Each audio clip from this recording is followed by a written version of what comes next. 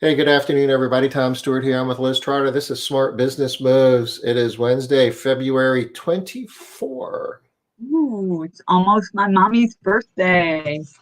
Yay, yay. Almost. All right. Is Olivia up there? She was a little while ago. I was going to turn No, for you no. guys. Not right now. She must have gone outside. Yeah. Today is Bob and Carol's anniversary. Those are my in-laws, Janice's parents. Been married 59 years. Ooh, gosh, one more year. That's a biggie. What's 60-year anniversary? What do you get?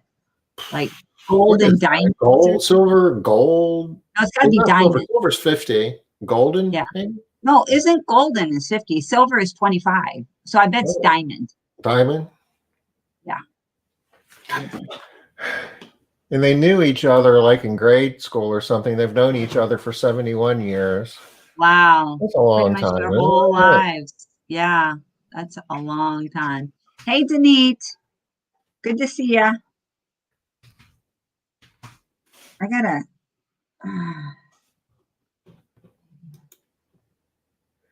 Diamond. 60 years is diamond. I had a feeling. Hey, Linda. All righty. How you ladies doing today? You guys, you coming back for more KPI torture, huh? Oh, come on. All right. We Well, did we did we did good yesterday. oh, we got through a really hard topic yesterday, Tom, which I think it's a new idea in our industry, and it's a new idea for just the people that we normally interact with. Hey, Robin. And so I'm really glad that we had a lot of engagement around it, and we gave people a chance to see this idea and how it can work. Hopefully people like noodled on it a little bit overnight. I really had a discussion with myself as to, did we want to go down that path or not? Because we could Mm, have finished that discussion 2 days ago if yeah. we didn't, but it's really important. And it's something that's novel concept to a lot of people now, but in a couple of years, I think it's going to be commonplace. Yep. So if we can get Everybody's on, going to be doing it.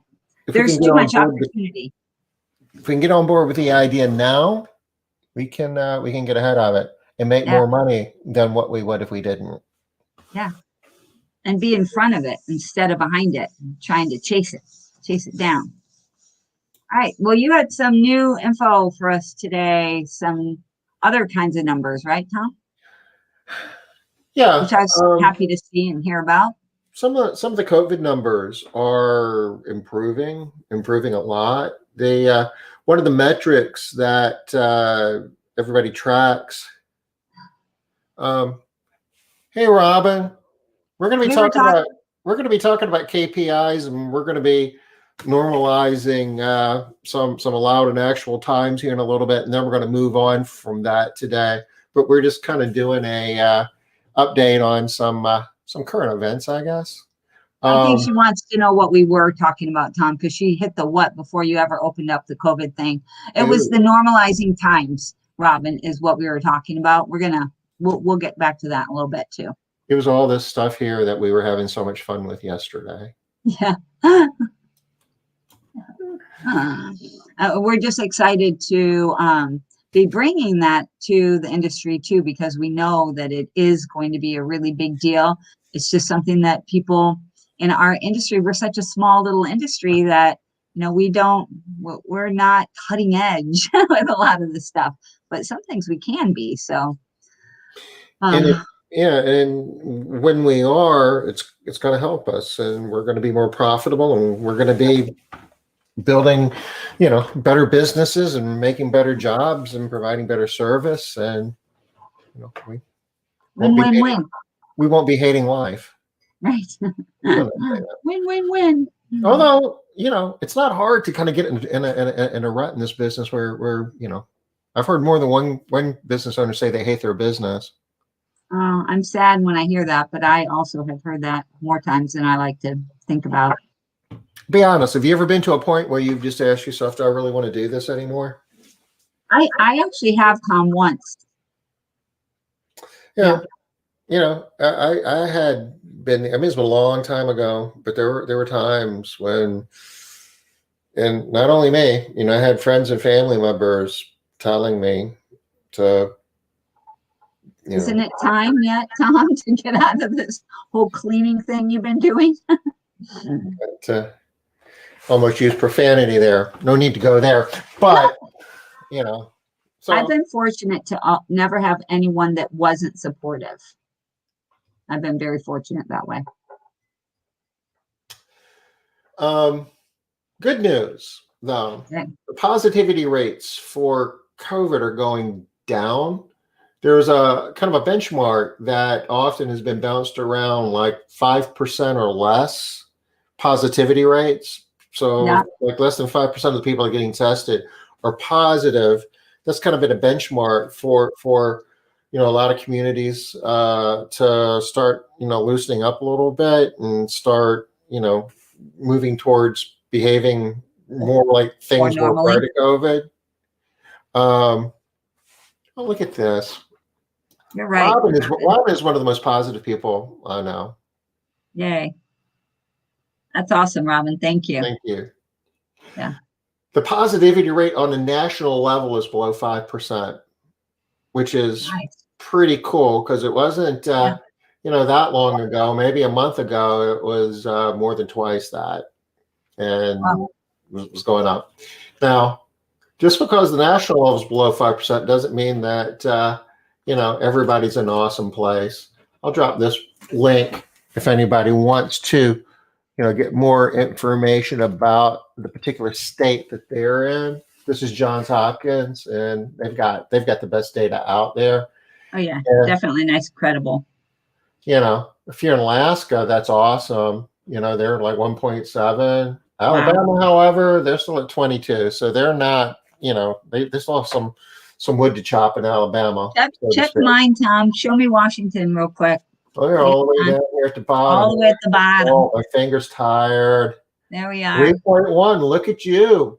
All right. That's good. I love it. Yeah. Looking good. Looking good. Is dropping. Okay. Vermont would be awesome. Wow. No kidding. 1.5 in Vermont. Ooh, wow. South Dakota. South Carolina. You see this one spike right here? There's something goofy with their data. Yeah. South Carolina is not awesome in terms of how they report their numbers. They have some violent swings because apparently. It looks like you had none, 0, and then bam. It's like they kind of got all the paperwork up and turned it all in at once. I don't know. On one day. But the number of cases is dropping. Anyway. But look at South Dakota. Did you see that? That was not good. Wait, what's with Puerto Rico? 100%. Yeah, but look, they're only doing like 5.2 tests per 100,000 people. Yeah, but every single one is positive. Yeah, but so you're like, if I've only have 5 tests for 100,000 people, you know, you're only going to give it to like the person who's already on the respirator, right? Right. I shouldn't be laughing. That's terrible. But look, South Dakota is pretty terrible at 22.3, and they're up this week. Yeah, I had a flashback. I got to go with some friends I went to school with last night, and we were doing all of this through text, but we were swapping Tiger Woods jokes, and that's not cool either. But I don't know what Tiger Woods jokes are. He was in you know who he is? Yeah, the golfer. He was in a bad car wreck yesterday. Oh, he was? No, I didn't know. Is he okay? He's gonna live. Why are you telling jokes? Oh, he's gonna live. He's gonna live, but he like messed his leg up. But not his arms. He needs his arms, right? I guess you need your legs a lot. Your legs to play golf too. That's kind of where it all starts. It's kind of bad. Oh no! But he just kind of drove off the road for no understandable reason, and driving is a part of golf, and it kind of anyway. Let's not go there. Oh, I get it. I get it now. All right, I get the driving connection. Let's go back to COVID for a little bit. Go through this because we gotta get back to our spreadsheets here. We don't want to miss those KPIs. This is some pretty awesome news that it looks like the J&J vaccine is going to be approved for like emergency use by the end of the week. and both Moderna and Pfizer are doubling down on the amount of vaccine that they're going to be pushing out. So, yeah. um, it looks like we're going to be awash in vaccine here the next couple of months, which is going to be good. Right There's now, I'm approved to get one, but I still haven't been able to find anyone to give it to me. Everybody's out booked, but it looks like that's gonna lighten up here in the next week or so. one would think that that's just a matter of time, and the belief is that pretty soon we're not going to be supply constrained anymore. We're going to have vaccine and be trying to, coach and coerce people into to taking it. Yeah. Well, right now we're not having that problem. That's for darn sure. We looked at this over the last couple of days. We've seen this about the changes to PPP, and they're going to be giving preference to companies that are less than 20 employees. This was announced Monday. But for the next couple of weeks, if you've got a company with more than 20 employees, I would follow up my bank if you're still trying to get approved, but they might not. Castle Keepers, we've got several branches, and a couple of them have less than 20 employees. And all of a sudden, like today, we started getting these emails asking more questions and trying to, it sounds like all of a sudden those applications are more important than they were a couple of days ago. Nice. Go figure. Super nice. Yeah. Here's something that's new.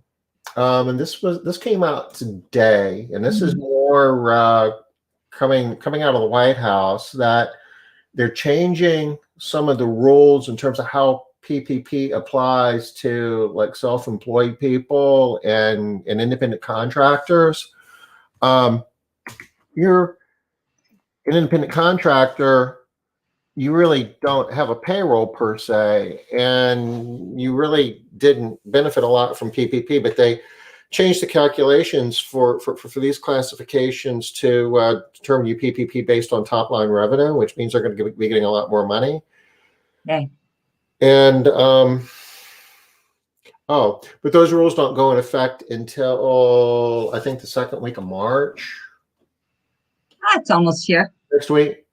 What they're saying though is if you're one of these, if you fall in these categories and you've already applied or you apply today, you get your money based upon the old rules.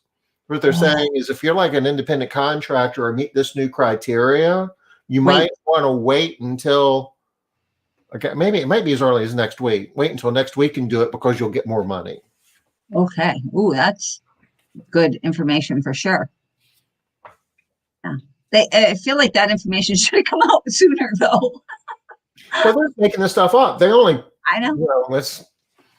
What else is new, right? Yeah, this is very, very true. Yeah. Sitting around, having a Coke, eating potato chips. Hey, I got an idea. Why don't we change the formula for? I have to say, most of the changes, though, have been in everyone's best interest. Not always. I mean, there have been a couple times where it was like, darn. But not too much. Like with the, when they made the change to the PPP about how much you could spend on what, how much you could spend on another thing, it was like, darn, why'd they change that? And they messed this all up. But it didn't really matter in the end anyway, because the form is just like, how much did you spend and how much did you have? So it didn't really matter where you spent it or anything. It was like, it's all easily forgiven. So it seemed like it was going to be so hard.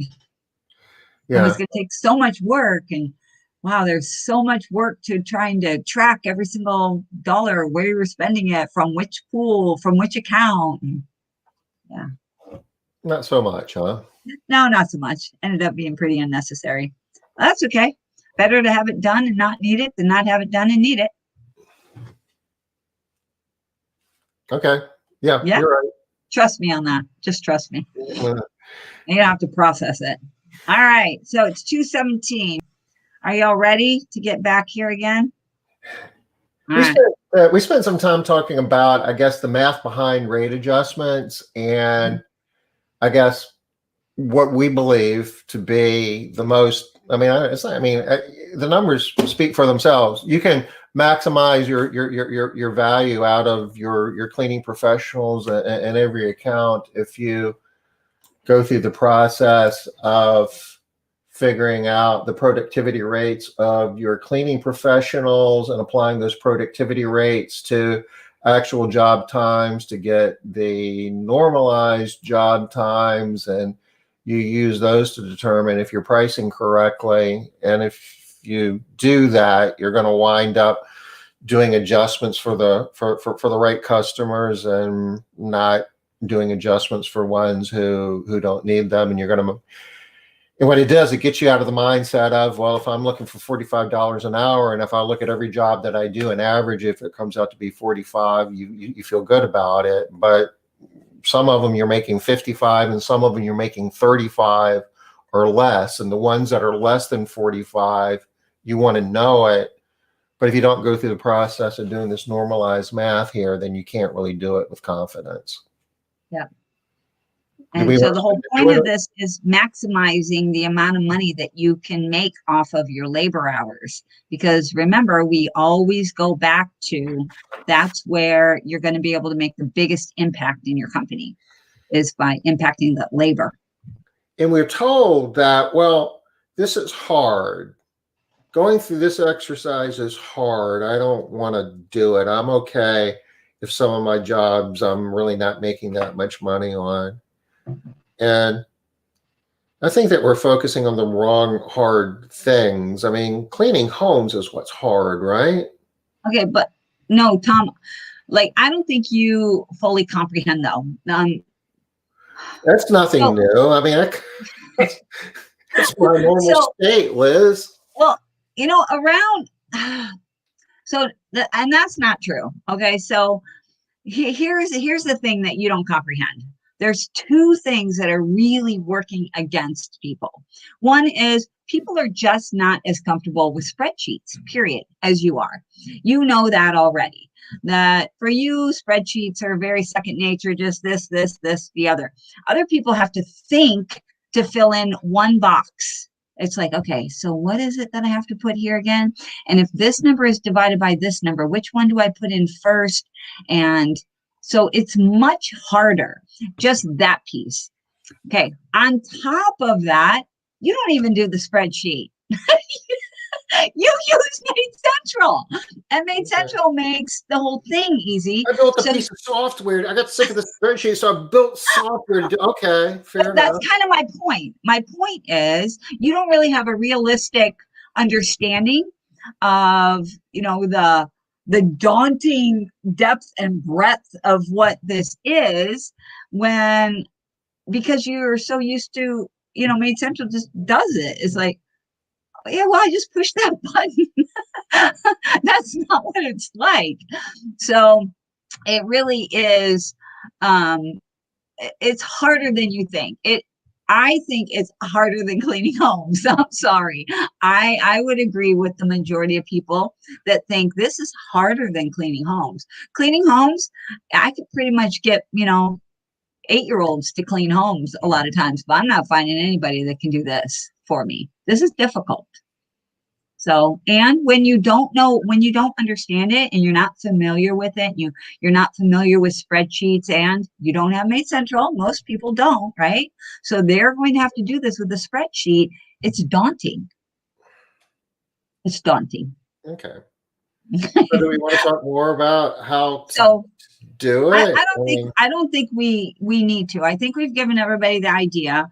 Hopefully you guys have noodled on it a bit and you're able to see the wisdom of the normalizing and how to go about that. And then over time we'll be adding some more of this in, absolutely. But we have now spent 2 days on normalizing because it is difficult. I think people are just going to have to accept it, absorb it, and then begin to figure out how it can work maybe in their businesses, because that's the key piece, right? And like we've been saying all along, don't have to do everything. You just gotta do some stuff. get those green numbers up, get those red numbers going down, and it's going to be a win. And I know that you think that, yeah, but this one will make numbers move really big in a really good way.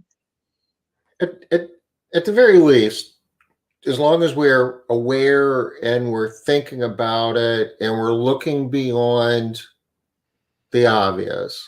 Yeah. Because the obvious in this industry is get more leads, book more jobs, clean more homes, and run the credit cards. And that's, and if I'm not making enough money, I just need to do more More of leads. it. Yeah. I need to book more jobs. And, I mean, booking more jobs is an opportunity to be more profitable, but, hopefully we've been making the point here in an effective way that it's not sufficient. There's more to it than that. Yeah, absolutely. That you got to be able to be watching that profit margin, how important that piece is, right? Really, really always focusing in on that net profit, no matter what your size is, right? Because as your company gets bigger, do you want that net profit to shrink? No, you don't. It would be really nice to keep a nice, healthy net profit, no matter what your size is, right? And sometimes you can get lucky and be profitable, but we want to make it happen rather than just happen to stumble across it. So, all right. So we talked a lot about rate adjustments, but now when we have talked about rate increases, we've talked quite a bit about rate increases. I don't think we ever shared any rate increase letters. I think we were going to do that at some point in time. So maybe we could do that. Let me right here. Yeah, letters. Get a couple of generic-y ones so that we can get some of those for people. okay. But rate increases, we've hit on this a lot. We just don't have any bullet points, but let's throw some bullet points on here because the whole point of this is these are things that you can do. So one of the things under rate increases is do them monthly. If you do them monthly, you get your money faster. So you get more money coming in sooner when you do them monthly. And there are other benefits as well, which we already talked about. Do your rate increases. Go ahead. Sure, it's the anniversary date. I mean, there's no rule saying it has to be every 12 months, but No, I like anniversary date. Yeah. And I think that's the easiest way to keep people on track too. yeah. That's good. Yeah. And if it's not anniversary date, then what is it for you? Some people have an audit date for their different, they do all of their audits on the 15th of the month. And so they do their price increase or the rate increases after they do the audit. That's fine too, whatever works. But anniversary is a nice date that all of our clients have. I'll give you an exception to that. For the work that we do for other businesses, like we do some offices and vacation rentals and stuff like that, it's a B2B relationship. We call it residential work. I mean, it looks like residential cleaning. I mean, it's kind of the same activity and the same people, but we're building a company as opposed to a consumer. Yeah. We do all of those in fourth quarter going into effect January 1st. Because that's when most people's budgets are. And we found over the years, it's like if we try to do a rate increase in June, even though that might be their anniversary day, it's like, well, we already got our budget together for this year. We didn't plan for that. So, that makes good sense. Stick that on there, Tom. Bullet point for B2B. That's a really good point. So maybe a different line because we don't want this under monthly. This is going to be done annually. It would be annually, yeah. Yeah. Yeah, that's a good point. That's really, really important to know. And that's so true. I've had that happen to me where they're like, that's not in the budget. We already have our budget set. All right.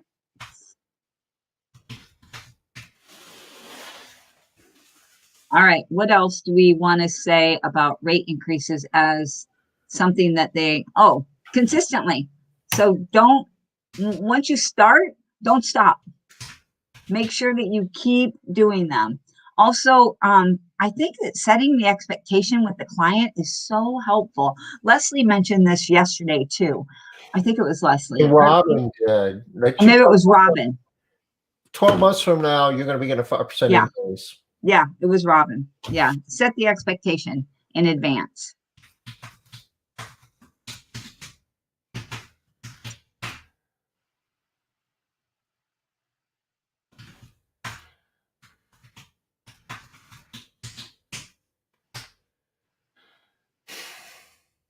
There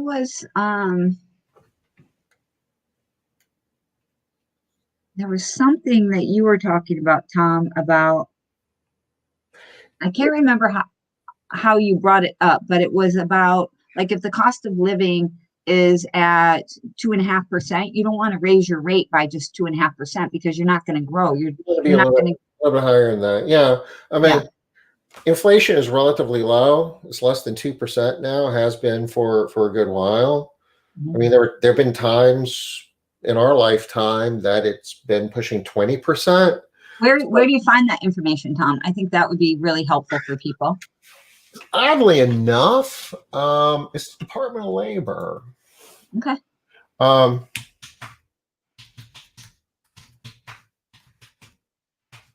I hear you typing, but I don't see anything happening. because I'm doing it over in the wrong place. You never place. Bureau of Labor Statistics. I mean, here's some other sites that are probably easier to use, but this is kind of the official. You'd have to drill around in here a little bit.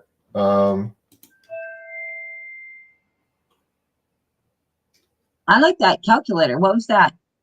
U.S. inflation calculator. Oh, historical rates. So maybe not. I love calculators. So these are the rates by recent Oh, years. this is so easy. Just right there on the thing. Can you drop that link in for us, Tom? Sure. All right. So you definitely want to be raising your rates more than just the rate of inflation, because if you did it exactly at inflation, or heaven forbid, less than inflation, you're actually losing ground instead of gaining ground. And so the point of your rate increases is to be growing your business, not shrinking it. Now, these inflation rate numbers, though, if you read the fine print on how they calculate these numbers, and I haven't done that in a while, so I'm a bit sketchy on the details, but I know that they don't often reflect a lot of things. I don't think they include energy, like things like gasoline, which can be more volatile. And I don't think that it necessarily reflects things like if minimum wage goes up significantly for you, your business, that, 1.4%. They do these calculations here. They have this thing they call a basket of goods, and they change that from time to time, but it's just normal junk that you buy. And some of it is like a TV set, for instance, and the price of those has gone down over time. So that kind of makes it look Use goofy. the cost of goods, right? Yeah. So, Tom, how does this compare to the COLA schedule? Because that's usually what I use, the cost of living adjustment. And that's usually where I go to get my information about what I'm doing.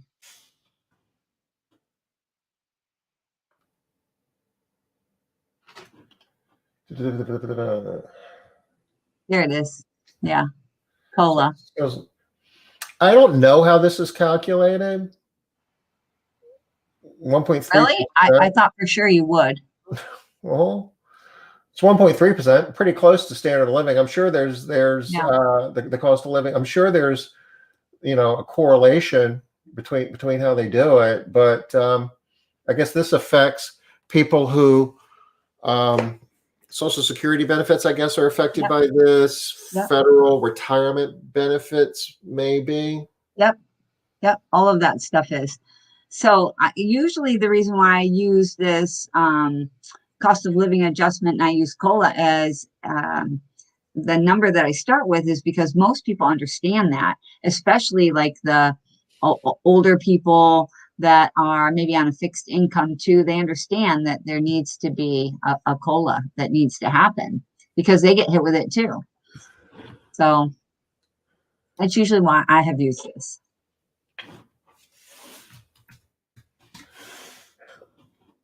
Remember we had this thing that I sent out not too long ago from Bernie Sanders about, I can't find it.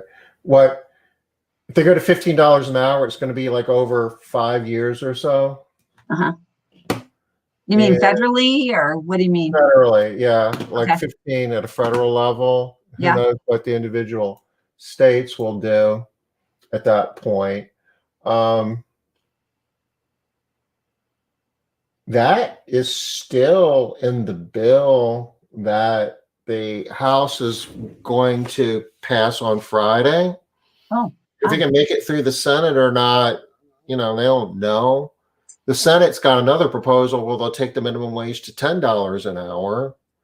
But, those are the type of things that have the potential of taking your labor, which is really your cost of goods sold, right? Your loaded direct payroll to revenue number, and it can make that go up a double-digit increase, bang, just like that overnight. So, doing a rate increase of 3%, I mean that covers you for whatever the cost of whatever's in the basket of goods that the cost of living or this COLA adjustment here is, but that doesn't begin to make you whole if there's any. no. So don't if any of those things become real, and take it as an opportunity. When they do, our minimum wage went up, this is a couple of years back now, by a big chunk all in 1 year. I want to say $2.20 or something in 1 year. And we had to make a big rate adjustment that year.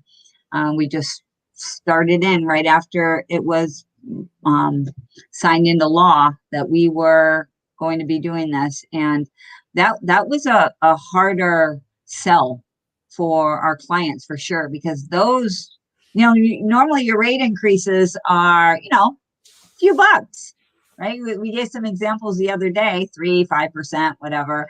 You're only looking at usually less than $10. But when you're having to adjust because minimum wage went up over $2, we had to make some bigger changes there. And on top of, we had to be, we had to raise for the COLA as well as the minimum wage going up. So that was a trickier time. And I know a lot of people are dealing with that. Colorado is talking about theirs is going up again pretty significantly in 2021, maybe sometime this year, April, maybe. And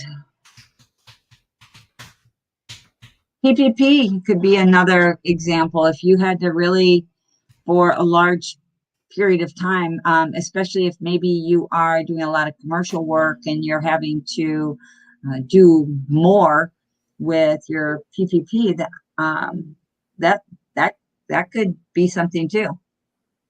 I mean PPE. Sorry, guys. Yeah, we've been saying PPP for so long. Okay, I'm with what? you. Yeah, I mean, truly, any significant change in your cost structure, you've got to pass that along,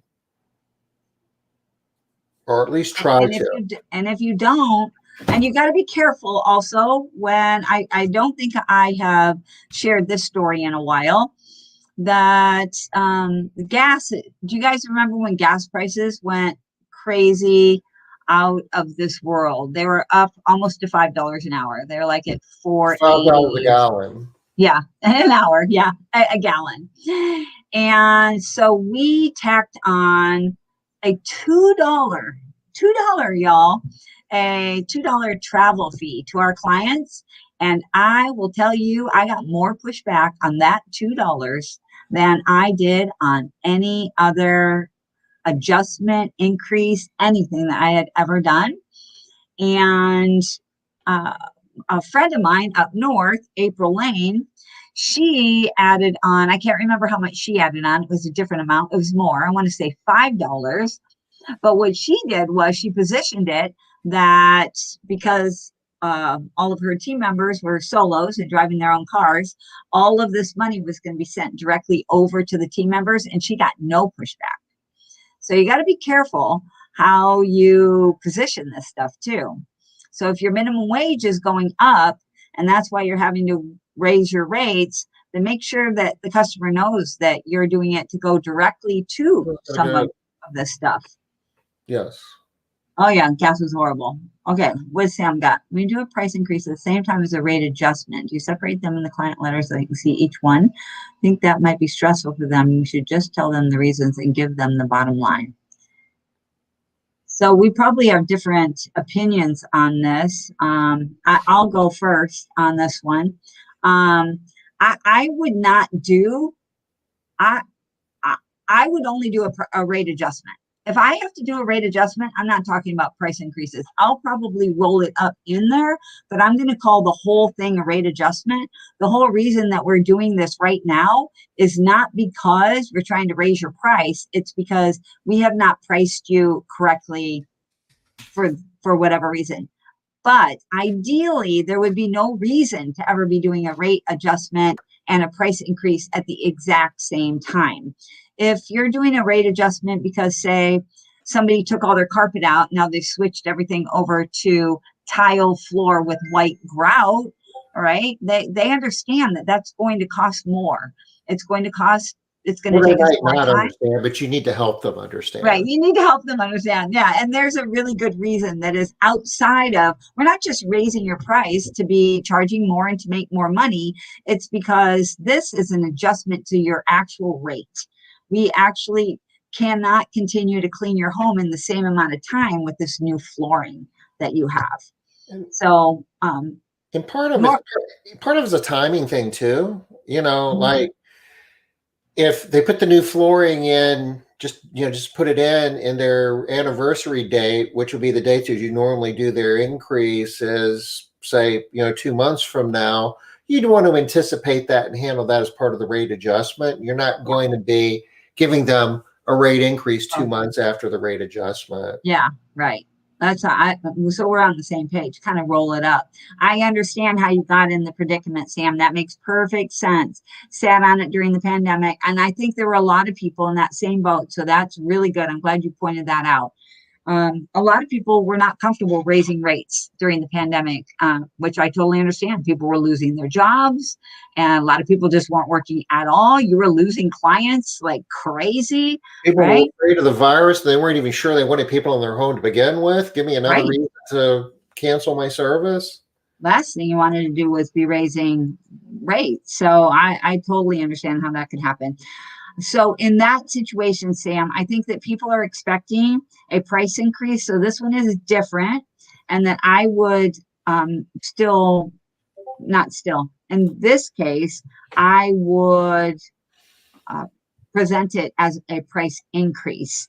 And then I would say all of the different things that why we're increasing, because they know about the PPE, they know about a lot of the stuff. And if there is an adjustment piece in there too, then I might add that in. But I would definitely do them together, not separately. But on the anniversary date, like especially if you're setting the expectation as a new, when they become a new customer, that every anniversary date we do a rate increase. Yeah. You send them a letter. We used to say send them a letter. You send them an email. Yeah. Letting them know that the anniversary date, we took a look at your rate and everything's in a line, and there'll be no increase at this time. So you're planting the seed in their head, even though you didn't do the rate increase. they'll be expecting it that time next year. Yeah. I think in Sam's situation, it's a little bit different because she just didn't communicate anything about increases or adjustments during that time. And I'm guessing a lot of people did. Actually, I know a lot of people did. I've talked to quite a few people that did this.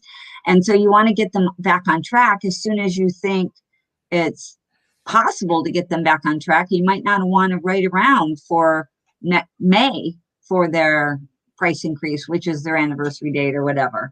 Because I need to get it done. Yeah, I totally understand, Sam.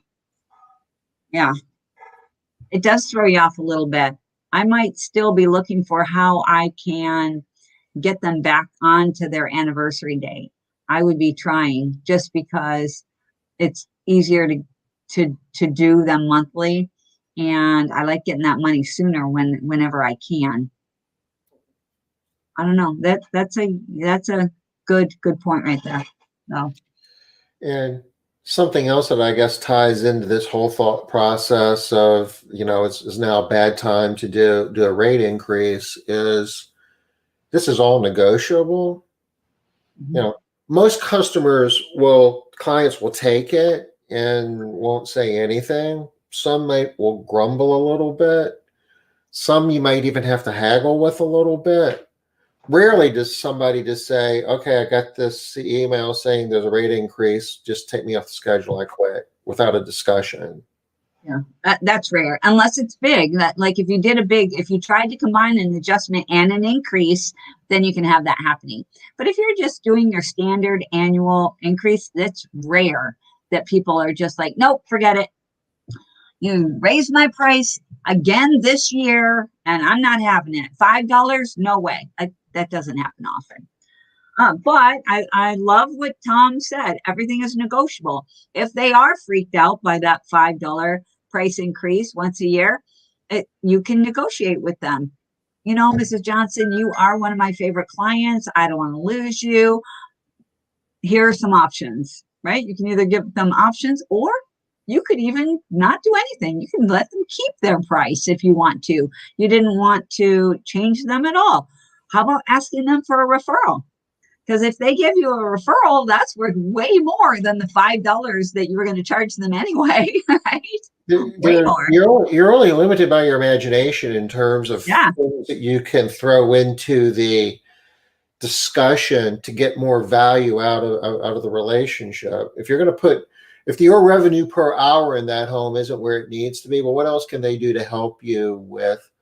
And we've done that. I mean, we've over the years, we've had clients that give us gobs of referral business, and we'll give them a discount. We'll clean them at a lower hourly rate because they're worth it. Yeah. Yeah, you're bringing me in so much business. Absolutely. We make sure they know that too. Yeah, absolutely. Sam, so let me just talk a little bit about the phone call versus an email or a text or something along those lines. I know that a lot of people think that they should call if the number is bigger, but and I'm not arguing that. I'm saying that people might like to talk about might like to have that conversation, but I still recommend sending an email out first and laying out what the issue is and talking about what some of the options are. Because when people first get hit with it, especially if it's a big amount of money, a lot of people are going to be irritated. Their first response is going to be irritation. Let them have that irritation over the email and give them a chance to think about it and calm down and set an appointment, and then call them and talk to them if they want to talk to you. Some people do not like conflict. You know that, Sam. Many people don't like conflict, and they're not going to want to talk to you. So don't make them talk to you. Give them the opportunity to get the email. That's a really good point, Liz. I'm going to add that under the rate adjustment.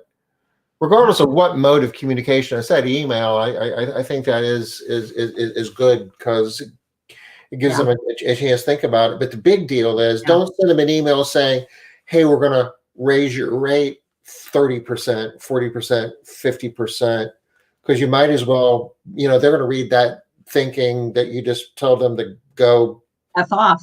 Yeah, bleep themselves. Just tell them this is the situation, and here are some options that we have. Yeah. That's a lot less threatening. Lot less threatening. Just them knowing that there are options. And I think we always throw in something like, and if you have any other ideas, we'd love to talk to you about those as well. It just feels like, oh, okay, it's in my control again. For the customer, they feel like it's under their control again. So that's a really big deal.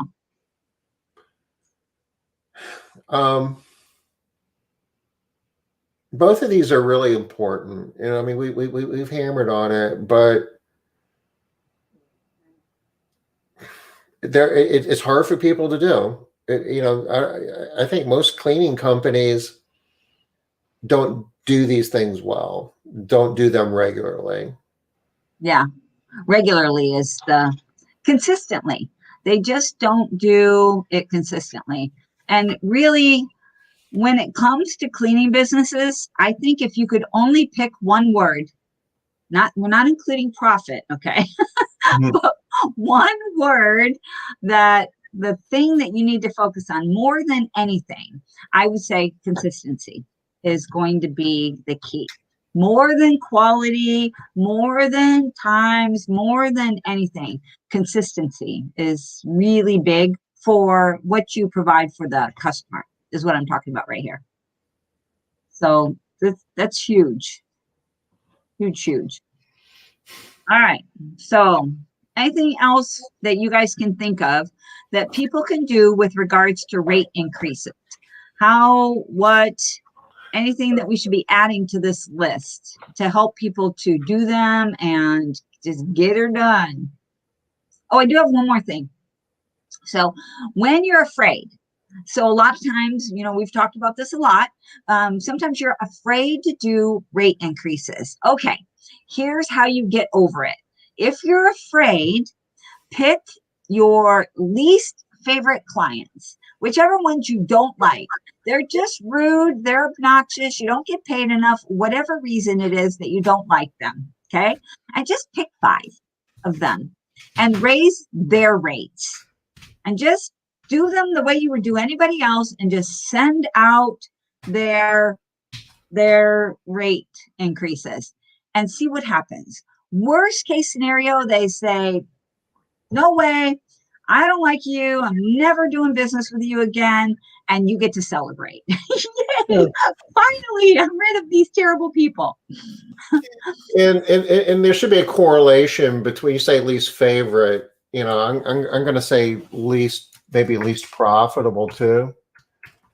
Sure. That might be why they're your least favorite, right? Because you don't make any money there. Maybe you've got you've done whatever necessary rate adjustments may have been necessary, and even you've got their hourly rate to where you need it to be, but maybe they're on the fringe of your service delivery area. Maybe they complain a lot, and they move their schedule a lot and skip jobs. Complain to the It's that one house that you break something every month in. Oh my gosh. Julie Richards. Poor Julie Richards. We broke something at her house 5 times in a row, y'all. Every 2 weeks, 5 times. I was like, Julie, I'm sorry, we can't clean here anymore. Your house is jinxed for us. We can't do it. It was terrible. Especially when some of the breakage is like, well, there's a scratch on my refrigerator and you guys did it. And there's a, ding in my, floor over here and you guys, it's like. That's absolutely worse. Yeah. Maybe we did, but I don't, Yeah. We don't remember doing that. All right. So test your plan on your least favorite. And just, if you're just still afraid, just only pick 5.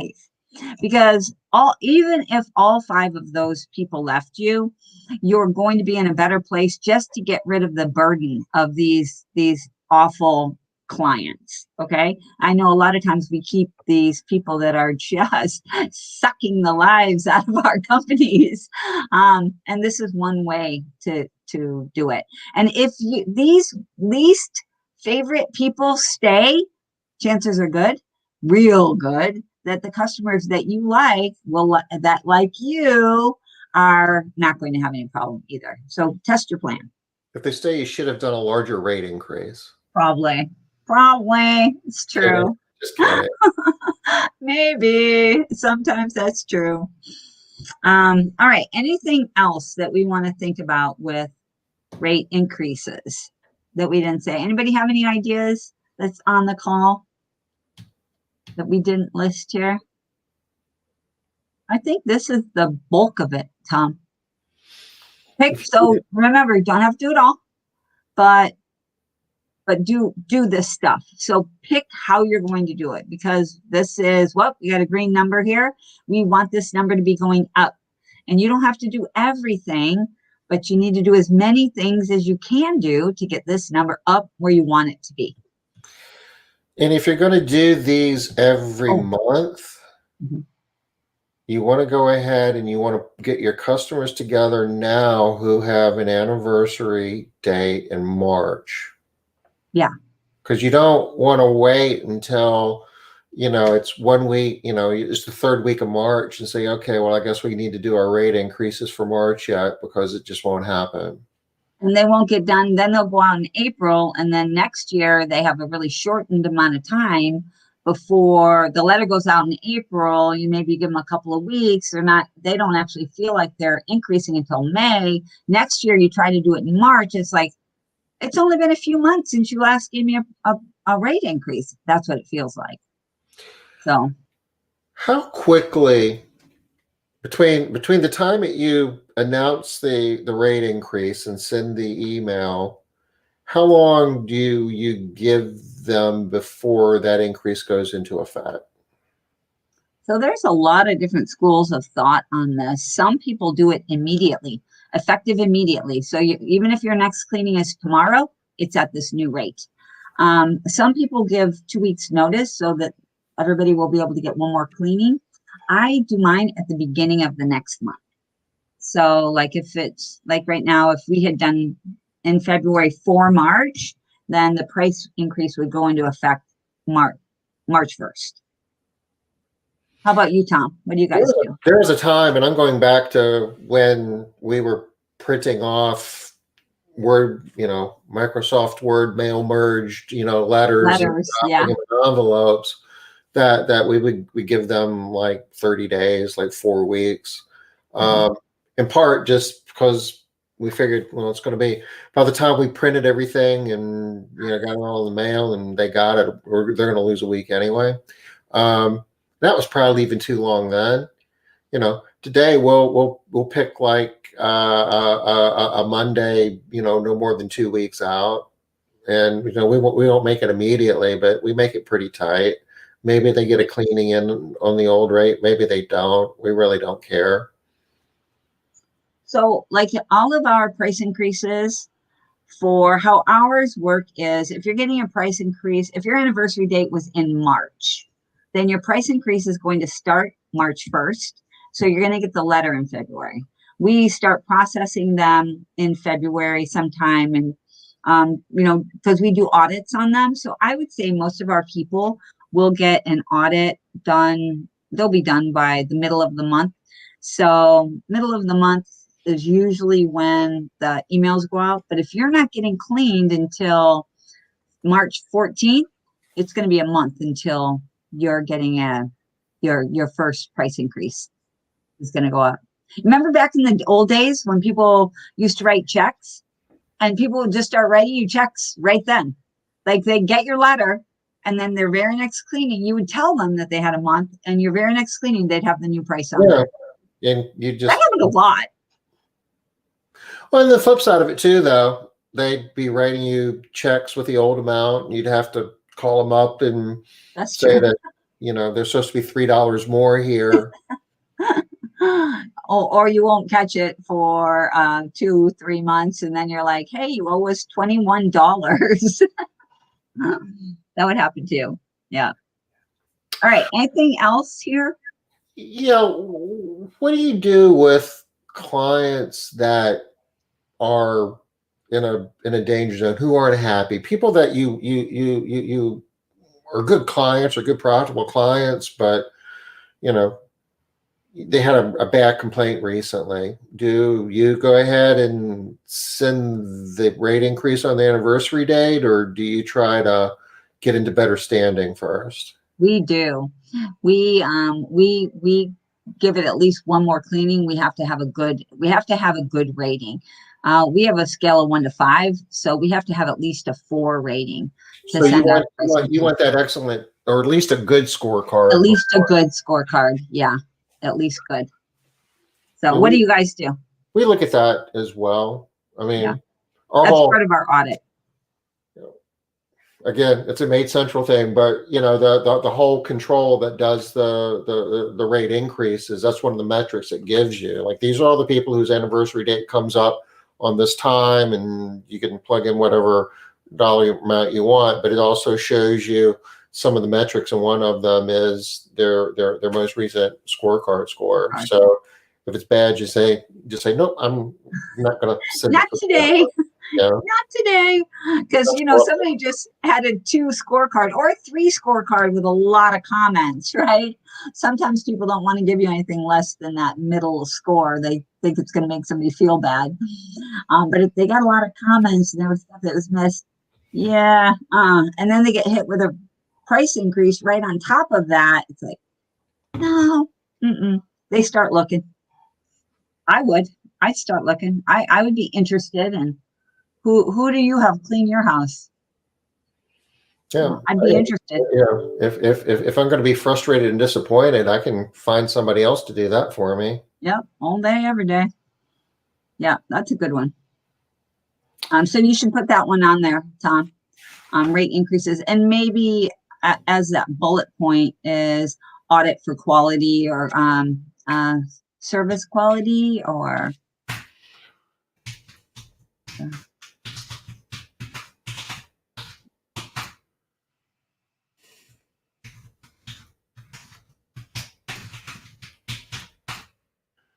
Say, you may want to wait.